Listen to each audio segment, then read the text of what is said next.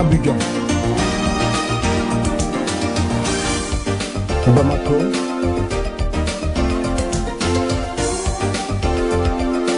Londres.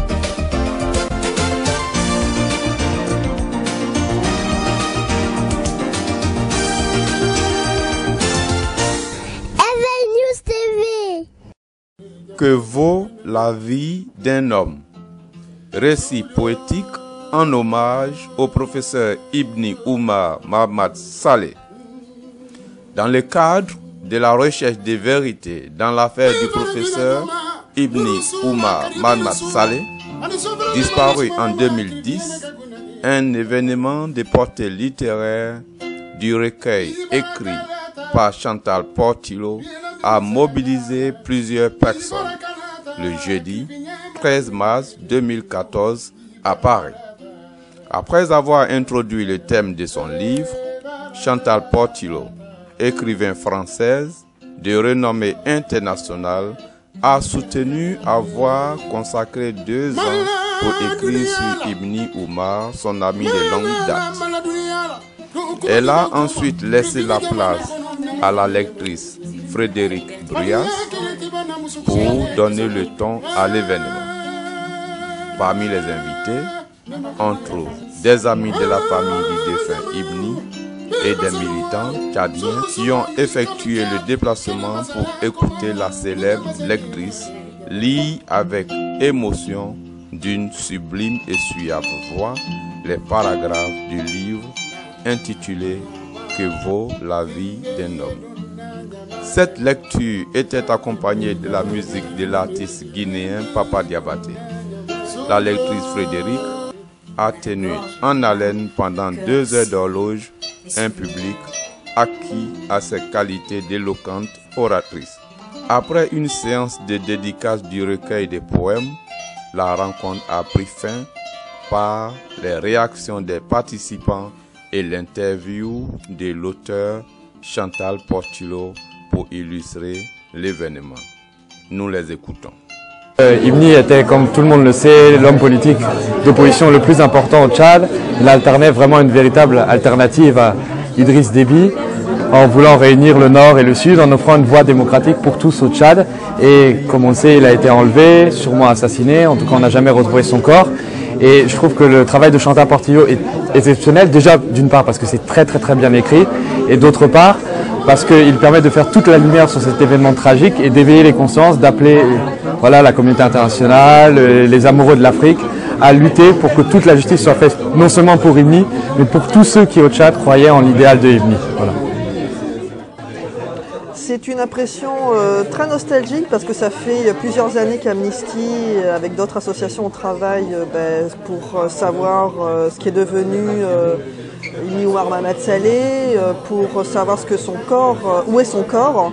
Donc là, moi j'ai une impression de nostalgie à écouter ce texte qui retrace un peu la vie d'Ibni à travers l'histoire politique du Tchad, avec l'histoire du Solina, avec les histoires de guerre civile et puis malheureusement une disparition au cœur du pouvoir tchadien, alors qu'on sait que beaucoup de gens ont des éléments, savent ce qui s'est passé et ne disent rien. Pensez-vous que ces récits littéraires pourraient peut-être éclater la vérité un jour dans l'affaire Ibni? De toute manière, pour que la vérité éclate, il faut qu'il y ait une pression des Français. On est dans une démocratie où on peut s'exprimer, ce qui n'est pas le cas au Tchad, tu es bien placé pour le savoir. Donc il faut ce genre d'action et de diffusion d'écrits, ça peut aider à faire connaître, mais il faut sortir du cercle des amis du Tchad, des proches d'Ibni. Il faut toucher l'opinion publique, on ne parle pas beaucoup de l'Afrique dans les médias, donc il y a beaucoup de travail à faire de ce point de vue-là. Ma première impression, c'est que c'est toujours triste de commémorer toutes les années l'anniversaire de la disparition du professeur Ibni. Mais ce roman de Mme Chantal Portillo permet d'ouvrir les yeux, d'essuyer les yeux et d'ouvrir les oreilles au-delà du Tchad et au-delà de l'Afrique à l'opinion internationale pour condamner ces actes odieux et exécrables qui se passent au Tchad. Et d'autre part, nous pensons que l'arbre de la démocratie et de la justice et de la liberté que le professeur Ibni a planté grandira au Tchad. Il sera beau et fort et il protégera tous ses concitoyens de l'abus de pouvoir. Nous pensons aussi, en tant que jeunes, la génération jeunesse tchadienne, de perpétuer les idéaux d'Ibni, qui sont des idéaux de justice sociale, d'équité, pour bâtir un Tchad nouveau, réellement démocratique, sur des bases non partisanes, non ethniques, non religieuses, un Tchad vraiment où tous les Tchadiens et Tchadiennes issus de toutes couches sociales, ethniques, religieuses joueront de leurs droits fondamentaux et de leur liberté. Et chacun a un avenir à sa mesure. Je vous remercie. Merci. Allez, mademoiselle, vous venez de prendre part à un récit littéraire sur Ibn Mohamed Saleh. Quelle est votre impression? Alors c'était une très belle lecture, un très beau texte, en tout cas très émouvant. Et ce genre de texte, ça sert toujours à garder en mémoire tout ce que Ibn a fait. Et voilà, il faut toujours essayer de ne pas perdre le travail qu'il a entrepris et de toujours continuer à œuvrer dans le même sens. Et donc voilà, c'était une très belle lecture, en tout cas un très beau texte. Je conseille en tout cas à tout le monde, aux amis du Tchad, et de le lire pour essayer de découvrir l'homme et le combat qu'il a mené. Voilà. C'est vous. C'est moi. Koubra. Koubra.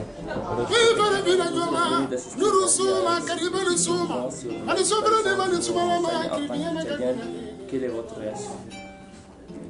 Je suis indignée, comme la plupart des Tchadiens. C'était un grand homme. Personnellement, je ne le connaissais pas, mais tout ce que j'ai entendu sur lui, toutes les œuvres qu'il a réalisées, le combat qu'il a mené jusqu'au bout, je ne peux avoir que du respect, de la fierté d'avoir un homme tchadien qui s'est battu pour ses convictions.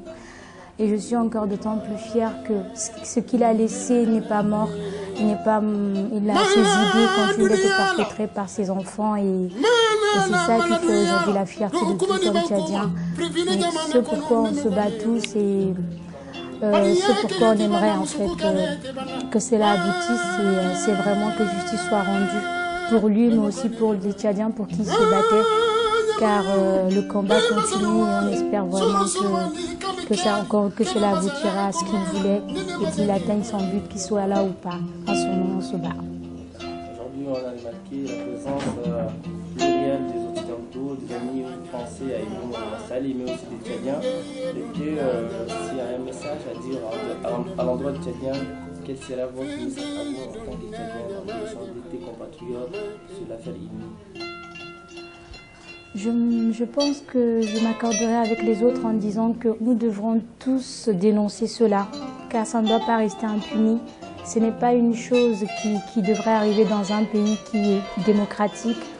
Donc, il faut, face à cette ignorance, face à cette haine, face à cette, on va dire, à cette rage, à cette colère, on doit tous lutter, on doit tous dénoncer parce que se taire, c'est comme soutenir en quelque sorte, c'est comme accepter. Et c'est pas forcément de manière, on ne répond pas à la violence par la violence, mais le fait déjà d'être indigné, c'est une façon déjà de dénoncer, je pense. Oui. Merci à vous. Rien. Vous êtes Tidjani Amine. On vient d'assister ce soir à un récit poétique sur la disparition d'Ibn Mohamed Saleh. La restitution en sorte d'un livre écrit par Chantal Portuo intitulé « Que vaut la vie d'un homme ?» Quel est votre sentiment? C'est un sentiment de profonde satisfaction.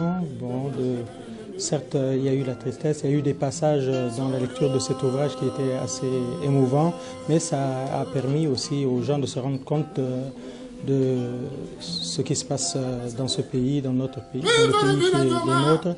Et j'espère que beaucoup de lecteurs, et surtout les Occidentaux, sauront ce qui se passe chez nous et pourront lutter à nos côtés pour que la lumière soit faite sur le sort de notre terre et au-delà, pour que justice soit faite et pour que de tels actes ne se répètent jamais. Je tiens à remercier Chantal, qui est la cantatrice, la lectrice de ce texte, et l'artiste, le chanteur,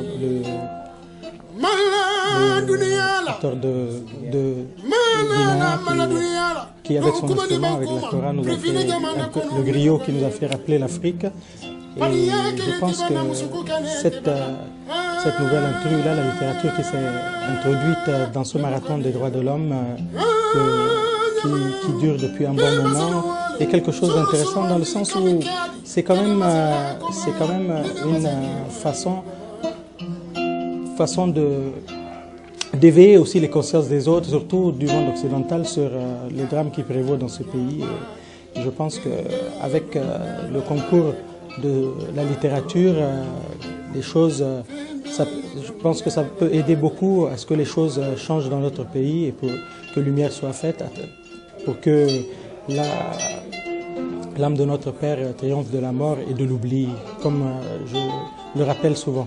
Donc vraiment, c'est un sentiment de totale satisfaction et nous sommes heureux. Et puis, je pense que de tels événements vont se répéter pour que la mémoire d'Ibni reste vivante. C'est une façon d'y contribuer. Voilà. Cette soirée littéraire s'inscrit-elle dans la démarche, dans le cadre d'une mobilisation pour revendiquer effectivement la justice sur la République, c'est ça? Exactement, ça contribue avec d'autres événements. Je pense que la littérature, c'est quelque chose qui est important. Là, tout de suite, je suis d'une émotion absolue. Ce texte, c'est comme si enfin est venu au jour grâce à vous, ensemble ici, parce qu'on l'a partagé. Ce texte a été très très difficile à écrire, parce que je me sentais trop près d'Ibni, j'étais que dans l'émotion et il n'y avait plus de réflexion, ou j'étais trop loin et je supprimais mon émotion. Donc ce que je voulais, c'est dire quelque chose de son âme, quelque chose de ce qu'il était, et aussi l'amitié que je lui portais. Et c'était comme une grande lettre que je lui écrivais. Je lui adressais à lui, que j'adressais à sa famille aussi, à sa femme et à ses fils, et à son peuple. Moi, je suis occidentale, je suis européenne, et j'avais envie de parler comme une blanche, c'est-à-dire comme quelqu'un qui vit en France, et qui est plutôt privilégié, qui est plutôt à l'abri de tous ces remous, et qui comprend et qui ne se rendait pas compte de la difficulté, alors que je connais le Tchad, que j'y ai vécu, que j'y suis allée, j'avais pas conscience et de ce qui planait sur sa tête vraiment, parce qu'il n'en parlait jamais, il était d'une sobriété, d'une retenue, et je voulais dire quelque chose de ça, je voulais que tous les gens qui le connaissent, et tous les gens qui ne le connaissent pas puissent approcher quelque chose de lui, et peut-être ça peut aider. Si ce texte aide à ouvrir encore plus, et à ce qu'on parle de lui, à ce qu'on comprenne qui était cet homme, qui était l'étoffe de cet homme, quel courage, tout ce qu'il était, vraiment je serais payée au centuple de ces deux années et demie de travail qui m'ont vraiment beaucoup ravagée. Je ne sais pas si je restitue la vérité. Je pense que je restitue quelque chose de la vérité, en tout cas. Je pense que ce texte est un objet littéraire. Je n'ai pas voulu écrire la biographie d'Ibni. J'ai voulu écrire un objet littéraire, un texte littéraire, pour que le plus grand nombre puisse le lire. Et je pense que la littérature peut aider. La littérature peut aider à ouvrir la vérité, à dire quelque chose. Le dernier échange que j'ai eu avec Ibni, je le dis dans le texte, c'était juste avant les fêtes, c'était en novembre, je pense, 2007, donc c'est avant qu'il soit enlevé. Et en fait, il était très fatigué, et moi, j'étais pas très en forme non plus ce jour-là. En fait, il a mangé à la maison, parce que j'avais fait un petit feu, on était autour de la table, et Ibni, avec beaucoup de retenue, m'a dit « Je voudrais que tu écrives quelque chose de ce que j'ai essayé de défendre, pour qu'il reste quelque chose de moi. » Voilà ce qu'il m'a dit. Ce que je retiens de lui, c'est que c'est un homme qui est clair, c'est un homme qui m'a éclairé, c'est un homme qui rend vivant, c'est un homme qui est... Pour moi, c'est un homme de l'étoffe de Nelson Mandela ou de Gandhi. C'est un être beau, fort, droit, qui fait jaillir la parole, qui construit la parole et qui construit la liberté. C'est un homme de justice. C'est pour ça qu'on m'a demandé plein de textes et j'ai tout laissé tomber pour écrire ce texte, parce que je voulais dire cela. Je voulais dire ce qu'était cet homme-là et combien cet homme-là était important. Et combien je l'aimais, combien nous étions un groupe d'amis qui l'aimions. Mais en dehors de l'amitié que nous lui portions, moi je croyais profondément ce qu'il était. C'est un homme qu'on pouvait suivre, c'est un homme qui emportait la vie, et qui portait la vie, qui portait la parole. Et c'est un homme qui s'est battu à un moment donné de sa vie et qui s'est rendu compte que c'était pas ça. Que la solution n'était pas celle-là, même si à certains moments c'était nécessaire. Et je voulais dire ça. Je voulais dire que c'était un homme, pas tout à fait comme les autres hommes, mais qu'il nous donnait envie de nous battre aussi. Que c'était un homme qui se battait pour la justice et pour la vie, et que j'étais heureuse de le connaître. Et que vraiment, si avec mes mots je pouvais dire quelque chose de ça, je crois que ça justifie tout mon travail littéraire. Je ne peux pas dire que je suis satisfaite, un jour j'écrirai sa bio. Hein. Je suis heureuse d'être arrivée au bout de ce travail. Je suis contente du texte que j'ai écrit parce que c'est ça que je voulais écrire. Je voulais écrire un texte d'émotion et un texte réflexif. Et je tiens ma promesse à Yoni quand même. Je pense que là où il est, il m'entend. D'ailleurs, ces dernières nuits, j'ai beaucoup rêvé de lui. Je me suis réveillée, il était là. Et souvent, je le sens là. Et je lui ai parlé. J'ai envoyé un SMS à Mohamed et je lui ai dit, tu sais, Yoni est là en ce moment. Je me suis levée la nuit, je me promenais dans la maison et je lui ai dit, tu sais, le texte va voir le jour et on va le partager avec tes fils, on va le partager avec ton peuple et on va le partager aussi avec les Européens qui sachent qui il était, quoi. Parce que c'est pour ça que je voulais pas qu'il soit dans une collection uniquement dédiée à l'Afrique. En fait, c'est un groupe de poètes qui le publie. Donc je voulais qu'il soit publié dans une maison de littérature générale avec des poètes, pour que les poètes le lisent, pour que tout le monde le lise. C'est ça mon combat. Ce sont des meurtriers. Ce sont des meurtriers. Je suis française, j'aime mon pays, mais je ne suis pas en accord du tout avec ces prises de position, quel que soit, si vous voulez, ce qui se passe, et je connais très bien les enjeux politiques, les enjeux stratégiques. Mais je pense qu'on ne peut pas soutenir cet homme qui est un meurtrier et qui écrase son peuple. Et Yoni s'est dressé comme une flamme. C'était une flamme qui éclairait. Je ne sais pas si vous avez vu la couverture. On a choisi deux mains au-dessus du feu. Parce que il était ça, quoi. Il était ces deux mains et il était le feu en même temps. Il était les deux. Et je voulais dire ça. Et si je voyais Idriss Déby, je lui dirais, monsieur, vous êtes un meurtrier. Vous avez écrasé votre peuple, mais vous n'avez pas écrasé la voix d'Yoni parce que sa voix, personne ne peut l'écraser. La voix d'Yoni ne mourra pas. D'ailleurs, ce texte, c'est pour que tu ne meurs jamais, Yoni Oumar Mahama Saleh. C'est pour ça que j'ai écrit ce texte. Parce qu'il ne mourra pas, parce que ce qu'il défendait existe, que ses fils sont là et que son peuple est là. Il ne peut pas... Paris, Abidjan, Bamako,